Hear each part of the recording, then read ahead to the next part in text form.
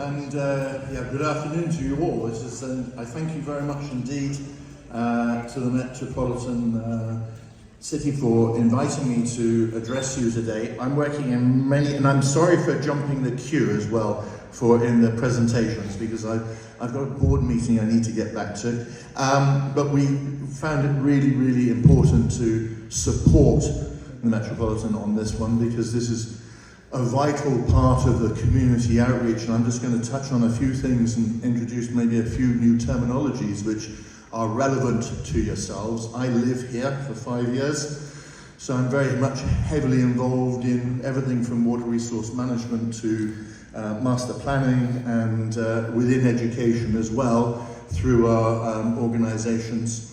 And I'm not here to promote myself or what we're doing as such, but I will leave a QR link for a variety of programs, and I'll leave that on the desk. It will help you understand that you're not alone. Okay?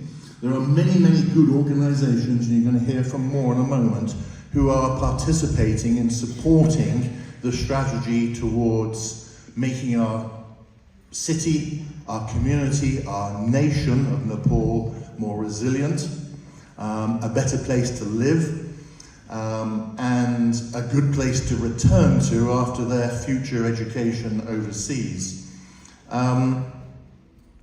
You as volunteers, and we've just heard a presentation of what we should not be doing with children, and that I totally agree and totally support. But you as individuals, and I just touch on this having been an employer for the last 40 odd years, you need protection as well. And you need to be aware that you are vulnerable, right? And only by a very, very, very small minority.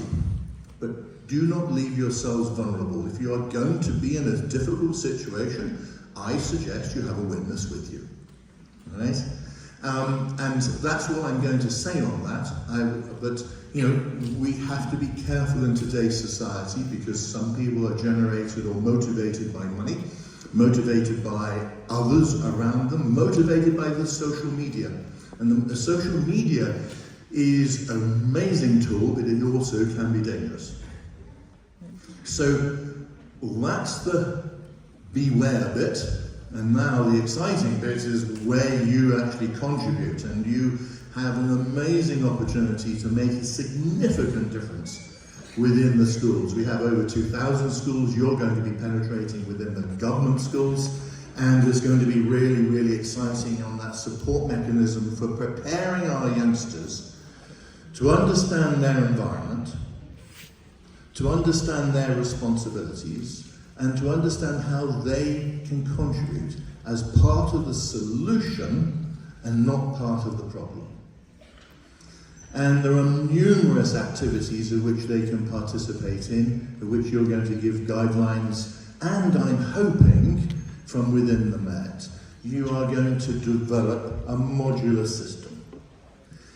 Continuity of message between all of you within the schools is absolutely vital, because many of those children are coming in from the rural environments, right, for a better education.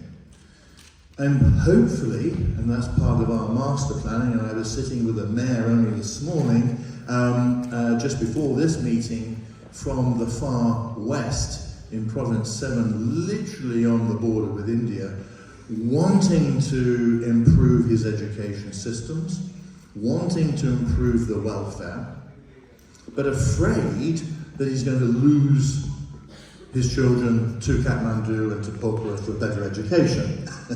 It will happen. However, whilst that's happening, the majority who are actually being relocated here are boys. So over nearly 80% of the children in their municipality in school are girls. So we have to understand the challenges here and where we're contributing. And of course, this type of model within the Met is going to be really exciting as a model, so which we can possibly implement across the provinces as well. So I really do commend the Met for making pioneering moves Their Book Free Friday is a great move. It releases the schools and principals from concentrating purely on the academic side, because we want to prepare them to go into the community, as I said. Now, but one module in one subject does not fit all, because you're dealing with the grade 1s, and you're right the way through to grade 10, and in many of the secondary schools into 11 and 12. Now, I am not sure where you're being pitched at the moment, okay?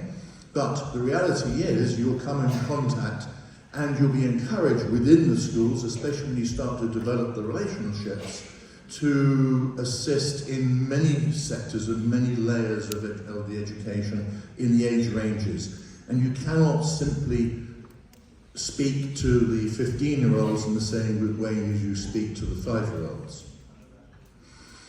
5-year-olds are often more enthusiastic about things and have many more questions.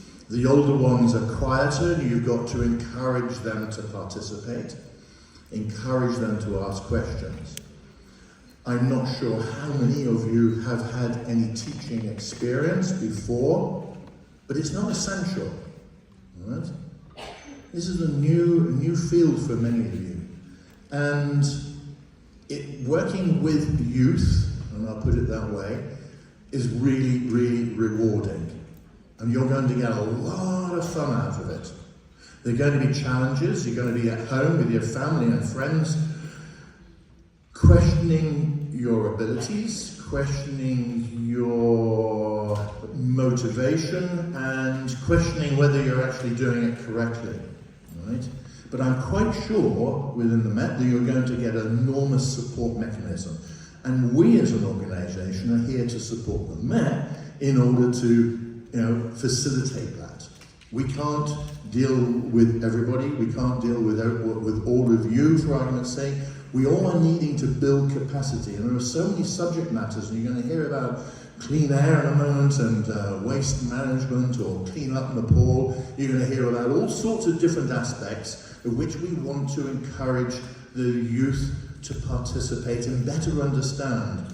I initiated the Respect Water campaign at the beginning of last year, part of our water, environment and risk education, which is the big umbrella. But Respect Water campaign, because we have big challenges here in Kathmandu, within the valley, as we do across the whole of Nepal, as we do across the whole of the world. But within Kathmandu, we have an enormous shortage of available fresh water for everybody, and we are the fastest growing community in Southeast Asia at 6%, which gives us, we're going to be then doubling our population in the next 12 years. And that's quite frightening, because we don't have enough now. Your contribution of community outreach is absolutely essential. And I use that word advisedly. What you teach and help encouraging the children with is going to go back to their parents, back to the wider population of where we and you don't have access. Right? We would love to, as a Met, we would love to have access to every adult. We don't, because they're working, they're busy, they've got different timetables. But the children, the 500,000 children which we have in the valley, are at school at 10 o'clock in the morning. You're not addressing all of those. You're only addressing a proportion of them. But it's going to be really exciting. I've touched on the very fact that it's part of the community outreach, but we've also got other programs such as citizen science. What we're doing is bringing into the schools junior citizen science. And that means we're encouraging the children to participate in observing and recording what goes